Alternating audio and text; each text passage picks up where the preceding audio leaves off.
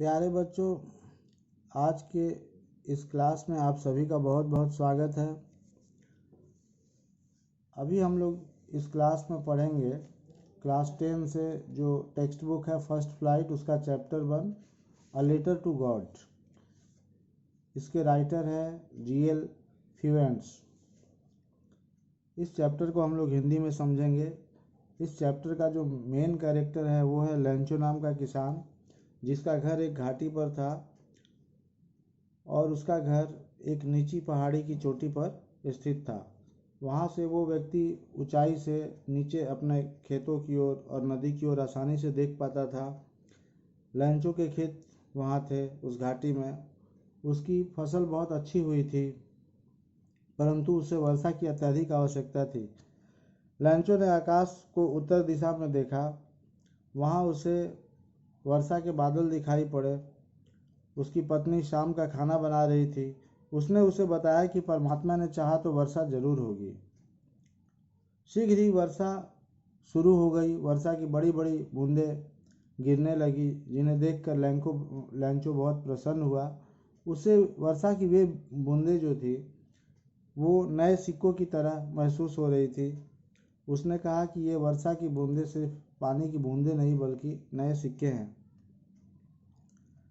परंतु शीघ्र ही उसकी खुशी दुख में बदल गई।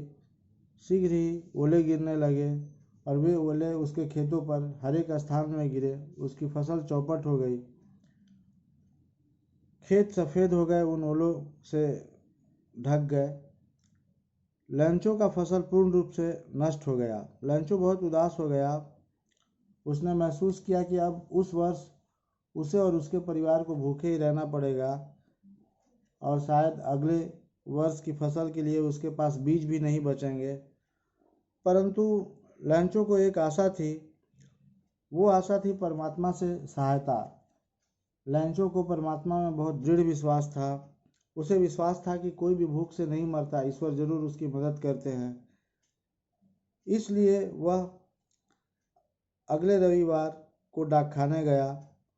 उसने परमात्मा को, ईश्वर को पत्र लिखा और पत्र में उसने उनसे 100 पीसों भेजने के लिए पत्र लिखा। पते के रूप में उसने परमात्मा लिख दिया पते के स्थान पर। डाकखाने का एक कर्मचारी इस पत्र को देखकर आश्चर्यचकित रह गया। उसने उस पत्र को पोस्टमास्टर को दिखाया। पोस्टमास्टर पहले तो उस पते को देखकर, जो कि गॉड लिखा हुआ था, बहुत हंसा।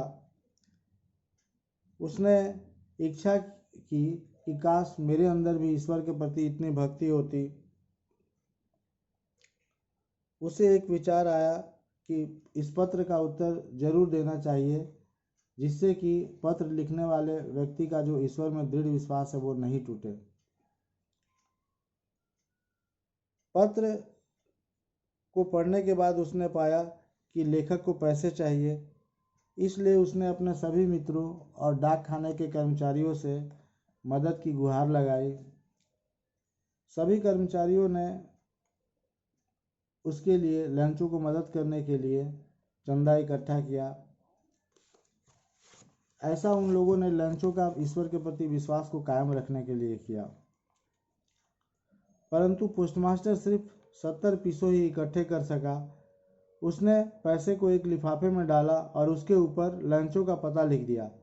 उसने हस्ताक्षर के रूप में इस पर सिर्फ एक शब्द परमात्मा लिख दिया। अगले रविवार को लैंचो डाकखाने आया। उसने पूछा कि उसके लिए क्या कोई पत्र है। कर्मचारियों ने उसे वह पत्र दिया। लैंचो ने उस पत्र में, लिफाफे में पैसा देखकर कोई आश्चर्य नहीं दिखाया। जब उसने पैसे गिने तो वे केवल 70 पीसों थे, जबकि उसने 100 पीसों की मांग भगवान से की थी। उसने सोचा कि ईश्वर वैसी गलती नहीं कर सकता कि पैसे कम भेजे। जरूर डाकखाने के कर्मचारियों ने ले लिए हैं। तुरंत ही लैंचो ने ईश्वर को दूसरा पत्र लिखा। उसने इसे लेटर बॉक्स में डाल भी दिया। जब वह पत्र पोस्टमास्टर के पास लाया गया तो पोस्टमास्टर ने उसे पढ़ा। लैंचो ने उस पत्र में लिखा था कि उसे केवल 70 पीसों मिले हैं, परंतु उसने तो 100 पीसों मांगा था। उसने परमात्मा को बाकी के पैसे भी उसके पास भेजने के लिए कहा, परंतु उसने साथ ही ये भी लिखा कि हे ईश्वर, अब की बार पैसे आप डाक द्वारा मत भेजिएगा।